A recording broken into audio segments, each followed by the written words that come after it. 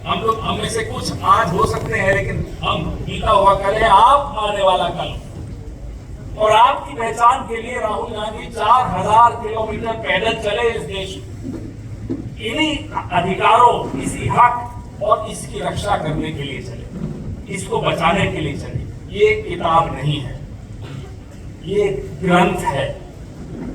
ये सब धर्मों से मैं इसको ऊंचा मानता हूं, क्योंकि यही हमें आजादी से सांस लेने की जो हमें स्वतंत्रता मिली है वो इससे।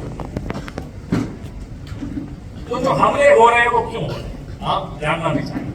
कौन कर रहा है? ये वो लोग हैं जो हम सब पर अपनी भाषा, अपना लिबास, अपना भोजन, अपनी संस्कृति थोपना चाहते हैं। वो क्यों थोपना चाहते हैं?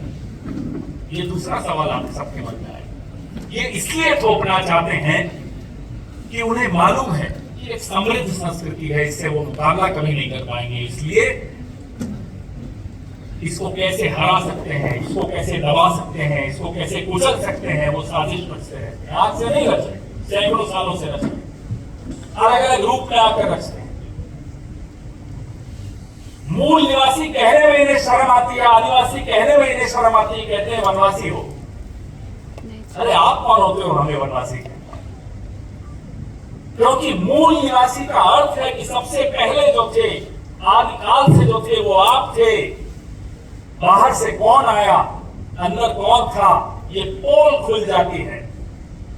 जब आप थोड़े और बड़े होंगे तो आर्य कहां से आए उस पर जरूर पढ़िएगा। ये डिबेट अब खत्म हो चुकी है। बाहर से आए हुए लोग आए, स्वागत है, रहें, अपना बना के रहें, लेकिन अपनी संस्कृति थोपने का अधिकार किसी को नहीं है, अपनी भाषा थोपने का अधिकार किसी को नहीं है। सीखिए, आपकी समृद्धि से कुछ सीखिए। देश समृद्ध होगा, समाज समृद्ध होगा। जंगल काट दोगे, 2 सेठों की सरकार चल रही है, उनके लिए बड़े बड़े प्रोजेक्ट्स आ रहे हैं, जंगल काटे जा रहे हैं, पानी डाइवर्ट कर दिया जाता है, जमीनें छीन ली जाती हैं। यूपीए की सरकार थी जो भूमि अधिग्रहण कानून लाई थी कि जमीन आप लीजिए, विकास करना है, आदिवासी मना नहीं करेंगे, मूल निवासी मना नहीं करेंगे। उसी की वजह से आज देश में इतना विकास हुआ है।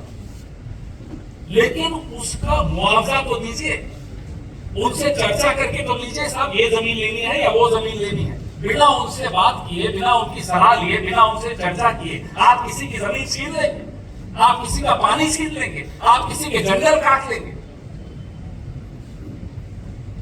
जब तक ये आपके पास है, ये आपकी जमीन नहीं छीन पाएंगे, ये आपके जंगल नहीं काट पाएंगे, ये आपका जल नहीं पी पाएंगे। लेकिन उस सब के लिए जो आने वाला कल है, जो आप सामने बैठे हैं, इन सबको, आप सबको अपने हक, अपने अधिकार की जानकारी होनी बहुत जरूरी है। अपनी अपनी तरीके से आवाज उठाना बहुत जरूरी है। साहब, मेरा हथियार छीनने का हक किसी को नहीं है, मेरी तलवार छीनने का हक किसी को नहीं है, मेरी ढाल छीनने का हक किसी को नहीं है, मेरा वोट छीनने का हक किसी को नहीं है। आप में से सब 90% जो इस हॉल में बैठे हैं, उस 2, 3, 4 सालों में, 5 सालों में वोट देंगे पहली बार अपना, और जब जाएंगे वहां लिस्ट में नाम नहीं होगा, कितना बुरा लगेगा।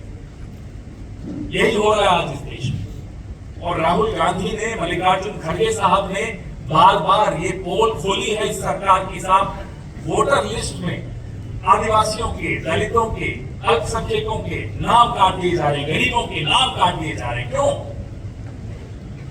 आज वो वोट छीनेंगे, कल जमीन छीनेंगे, कल वो जमीन छीनेंगे, परसों पहचान छीनेंगे, और एक दिन ऐसा आएगा आपकी नागरिकता छीन लेंगे। मूल निवासी को कहा जाएगा आप बाहर से आए हो, कागज नहीं है आपके पास, कागज दिखाइए। इस षड्यंत्र से, इस साजिश से बचना जरूरी है, और आपके हाथ में है हम सबको, इस समाज को, इस देश को, आने वाली पीढ़ियों को इस साजिश से बचाना। और बड़ी गंभीर साजिश नहीं, ये कोई गलती से नहीं हो रहा है, ये जानबूझ कर किया जा रहा है।